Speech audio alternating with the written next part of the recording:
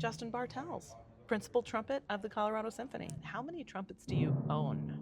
I know this is a thing with trumpet players that there's endless memes about the numbers of instruments that you have. Well, I'm one of the few trumpet players that doesn't have two of one. Uh-huh. Although I did just break that rule last week. Does Slava know? Yes, because I bought my daughter a trumpet. So it's technically not even yours. True. Okay. But it sounds really good, and I might play it on Shostakovich. Oh, nice. So I like the sound of it. It's the same instrument that I had a copy of the same instrument that I had when I was in high school, and it's professional level trumpet. It's not the one that I usually play. Okay. Some things have to remain a secret. Yes. In orchestra, I use 95% my Yamaha C trumpet. Okay. All right. So this is some good nerdy stuff. I know. So the C trumpet, I've got one of those. I got a B flat trumpet, which I use it from basically almost all my teaching and lessons. It's how and I warm up on the instrument. I've got a piccolo trumpet, which has a pipe that will put it in the key of A and B flat. Nice. So on the youth concert, I play B flat piccolo on that one. We play this Latin piece that is really painful. And then on the Messiah, I have the A slide in. Okay. And so that makes reading D trumpet parts, natural trumpet parts, or Baroque trumpet parts, sorry. As that period, it makes it easier to play on the A side. And I use that for weddings and for Baroque music. Okay. My E flat trumpet is good for the Haydn and the Hummel trumpet concertos. It's a little lighter. It's smaller in between the piccolo and the C trumpet, and it's got a little bit of a brighter sound. Okay.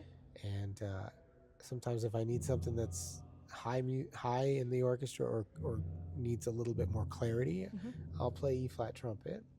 Then there's the D trumpet, which some E flats switch to D trumpet with just the changing of the bell. Okay. And it's it's right in between a C and an E flat. I have a standalone D trumpet that I might use for Ravel piano concerto or something that needs a little bit more lightness. Now we're getting real nerdy. Yeah. Then I have a C cornet, which plays almost like the trumpet. Sounds a little bit different. It's a little bit more conical. I'll play that on Romeo and Juliet when we play that later. We do that with Berlioz. I have a B flat cornet, which there's a lot of old trumpet solos written for B flat cornet from the 1880s. What else do I have? I got a rotary trumpet. I got a C and a B flat rotary. I don't use the B flat rotary very much because most of my parts don't go low enough for that. But Phil will use it when he's playing second trumpet. C rotary I use for almost Mendelssohn, Brahms, Beethoven, and Bruckner. And you could use it for Mahler, but that's a gray area. A lot of American orchestras don't. European orchestras do. That's where I tend to want to play Mahler on a piston trumpet.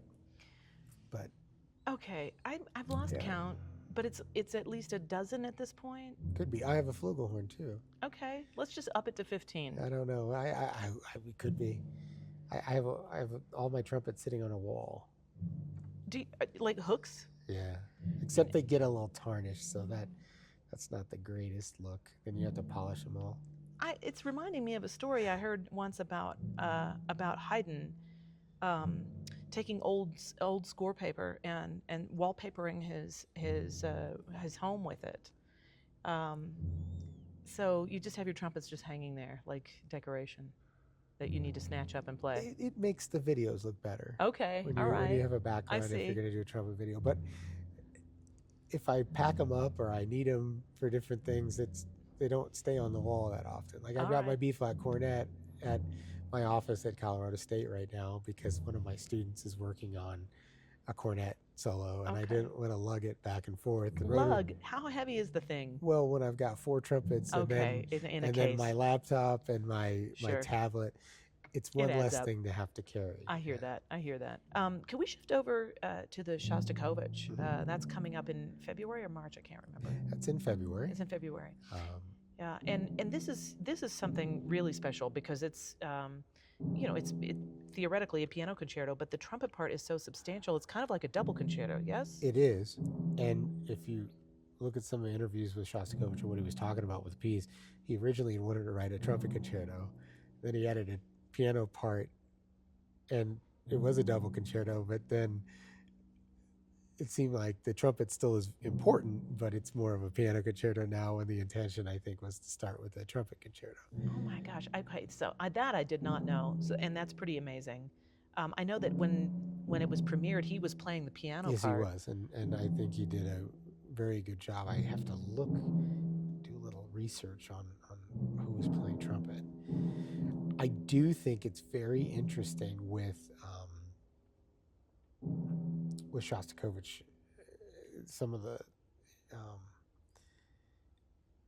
you hear the parody in the last movement. And that's another thing when I teach some of my students to not be so square with it, because you got this bunch of other piano quotes, and it is supposed to be playful. And when you get there's like the slam on the piano in the fourth movement, and I will mess around with the time and the tempo a little bit more. Last time I played it, it was with Peter in 2010. And there was, once I played it the first time with an orchestra, everything made so much more sense. When you have to make the wheels on the bus turn, it's terrifying. Yeah. So, I mean, I still feel that way. I bet. Because you're like, oh, this is one of my favorite pieces. Oh, I have to actually play it. Yeah, I mean, you want to be able to enjoy it, but if you have to have high concentration all the time, it siphons a little bit of the freedom to have just unfettered joy, I guess. Yes. Okay, speaking of unfettered joy, what are you most looking forward to with the Shostakovich concerto? Well, I have not decided whether the problem is that the second half of the concert is one of my favorite orchestral pieces, but I'm not sure I'm going to play the Rachmaninoff. I want to. Because your face will melt off, or? I don't want to take anything away from the Shostakovich by playing the Rachmaninoff, but the Rachmaninoff is one of my favorite pieces because it was one of the first pieces I ever played in a professional orchestra during a summer festival. It's really, that's hard to let go of that heart connection.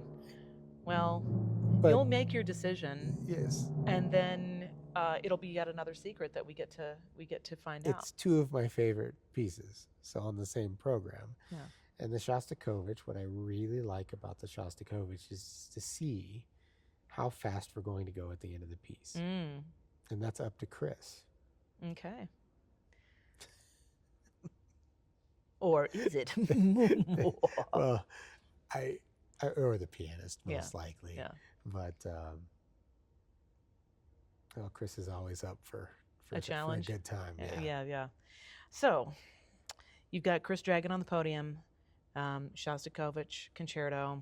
You're gonna have a hard time determining if you're gonna let someone else play your favorite piece at your Rachmaninoff.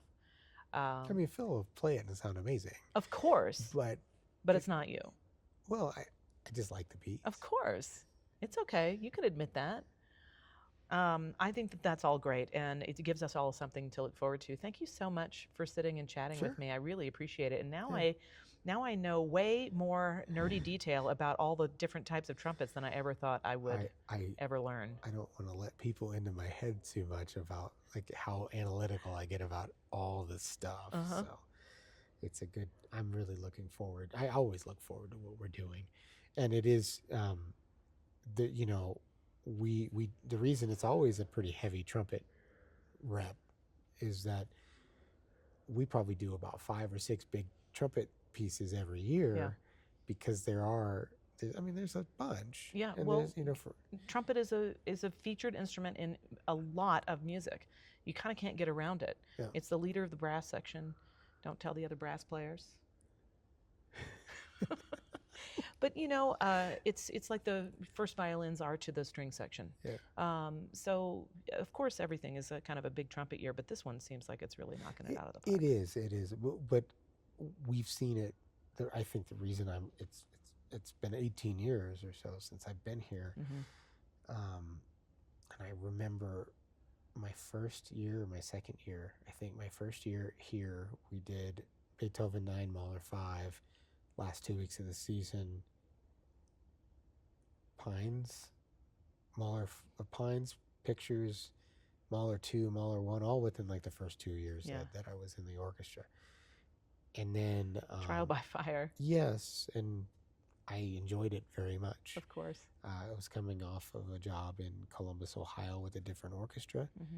It was a little bit more green there, and it was great having the opportunity to have already played in a professional orchestra, to have the opportunity to sit in the chair here. I wasn't nearly as nervous during my second year as a professional than I was in my first year, and then I started to realize there was a lot of things about my playing that got better the more I sat in the chair. Sure. So, well, thank you very much. Thank you. This was really great. Thank you. Yeah. Thank you.